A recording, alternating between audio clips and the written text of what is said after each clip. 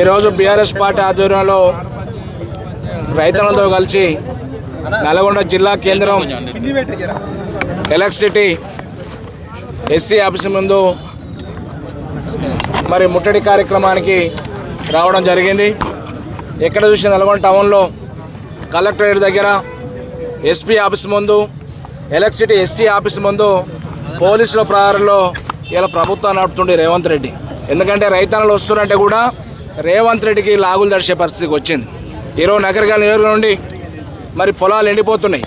ఎందుకంటే గతంలో కేసీఆర్ గారి పరిపాలన చూసినప్పుడేమో 10 సంవత్సరాల కాలంలో కరెంట్ ఇవ్వలేడంటే కరెంట్ ఇచ్చి చూపించిన నాయకుడు కేసీఆర్ గారు.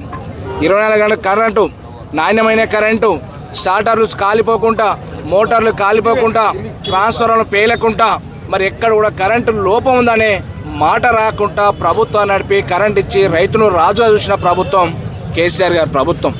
ఈ రేవంత్ రెడ్డి ఎన్నికల ముందేమో రైతుల కోసం 24 గంటల కరెంట్ ఇస్తా, రైతు బంధు ఇస్తా, రుణమాఫీ చేస్తా, అనేక రకాల మాటలు, మోసం మాటలు చెప్పి గద్దె మీద కూర్చున్నాక ఈరోజు ఇలా రైతులను వెన్ను విరిచే కార్యక్రమం చేస్తున్నాం. ఇలా వర్షాలు లేవు, తాగునీకు నీరు లేదు, వ్యవసాయ రంగానికి నీరు ఇచ్చే పరిస్థితి లేదు, ఒకవైపు కరెంట్ ఇచ్చే పరిస్థితి లేదు. ఇలా గ్రామాలలో మరి కరెంటు లేక పొలాలు ఎండిపోతున్నాయి. మీరు అందరూ చూడండి, ఈ దేశంలో ఎండిపోతే ఇంకా 2 నెలలు పొలాలు బారాలి. మరి ఇప్పటికి కూడా ఈ పొలాలు ఎండిపోతుంటే ఈ జిల్లాలో ఉన్న మంత్రులు కానీ, ఈ జిల్లాలో ఉన్న ఇరిగేషన్ మంత్రి కానీ, రోడ్డు భవనాల శాఖ మంత్రి కానీ, ఇక్కడ ఉన్న జిల్లా ఎమ్మెల్యేలు కానీ ఏ ఒక్కరికి కూడా సోయి ఉందని అడుగుతున్నాం.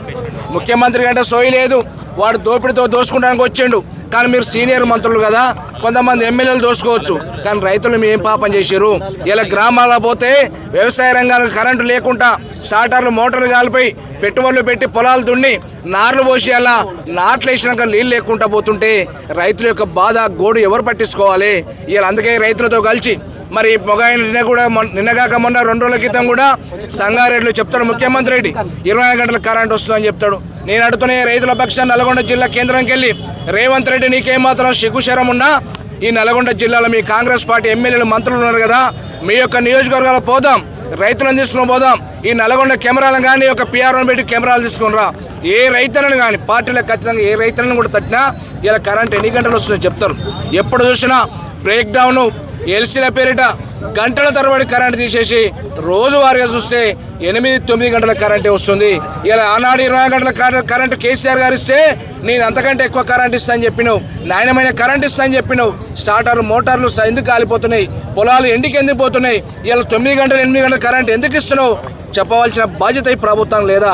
చెప్పాలని చెప్పి కూడా డిమాండ్ చేస్తున్నాం రైతుల పక్షాన. ఇలా మేము లాక్ బుక్లు చూసినాం, ఏ సబ్స్టేషన్ పోయినా లాక్ బుక్లు తీస్తే లాక్ బుక్లలో రాసే పరిస్థితి లేదు. ఎందుకు రాస్తలేరా బాబు? గతంలో మరి మినిట్ లాక్ బుక్లు రాసేది కదా, ఎంత కరెంటు వాడినాం, ఎంతసేపు మన ఎల్సీ తీసుకున్నాం, బ్రేక్ డౌన్ అంటే ఎంతసేపు కట్ అయితే అంత పవర్ మరి కట్ చేసే పరిస్థితి ఉండే. మరి ఎందుకు రాస్తాను? ఒక పిల్లగాని ఆపరేటర్ నడితే గతంలో కోమటిరెడ్డి వెంకరెడ్డి గారు వచ్చి లాక్ బుక్ చూసింది కదా, అందుకని రాస్తలేం సార్ అంటారు. మరి ఆనాడు కోమటిరెడ్డి వెంకరెడ్డి లాక్ బుక్ చూసింది కదా, ఇప్పుడు కూడా కోమటిరెడ్డి వెంకరెడ్డి గారు, ఉత్తమ్ కుమార్ రెడ్డి జిల్లాలో కాంగ్రెస్ పార్టీ ఎమ్మెల్యేలు మీరు లాక్ బుక్లు చూడాలని చెప్పి డిమాండ్ చేస్తున్నాం.